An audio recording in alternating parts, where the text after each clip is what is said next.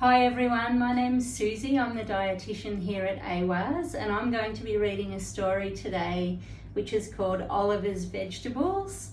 And we're doing these stories because we're on the countdown at the moment to Indigenous Literacy Day, which is on the 2nd of September. So each week we're going to be reading a book and you will also have the opportunity to win this book. So this is a book called Oliver's Vegetables, which is good for me because I'm the dietitian and I'm always talking about vegetables. So we'll get started. Finish up, Oliver, said his mum, or we'll miss the bus. Can't we walk to Grandpa's house? Asked Oliver. No, said his mother. It's too far. Hurry up.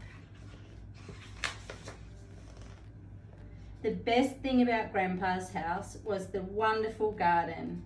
I grow all my own vegetables, Grandpa said proudly. It's a pretty amazing garden. I don't eat vegetables, Oliver told Grandpa. I only eat chips. If you want chips, said Grandpa, you must find the potatoes. If you find something else, you can eat that and no complaints. Is that a bargain? Oliver ran around the garden, but he couldn't see any potatoes. They must be hiding, he said, and he pulled at the nearest leaves. Carrots, said Grandpa, just the thing for Monday lunch. Oliver ate his first carrots for lunch. Oliver took a long time making up his mind on Tuesday. Gran and Grandpa came to watch him. Those crinkly leaves are pretty, he said at last. Are the potatoes there? Spinach, said Grandpa. They had spinach for supper. That was good, said Oliver. On Wednesday, Oliver got up early. Potatoes are very important, he said, so they must have big leaves. Here they are. Grandpa smiled. That's rhubarb. They had rhubarb pie that evening. That was very good, said Oliver. It rained on Thursday. When it stopped, Oliver hurried outside. Have you found the potatoes? Grandpa asked. No, said Oliver. I've found slugs and snails. Are they eating my potatoes? Grandpa shook his head. That's cabbage. Oliver had 2 helpings. Very, very good, he said.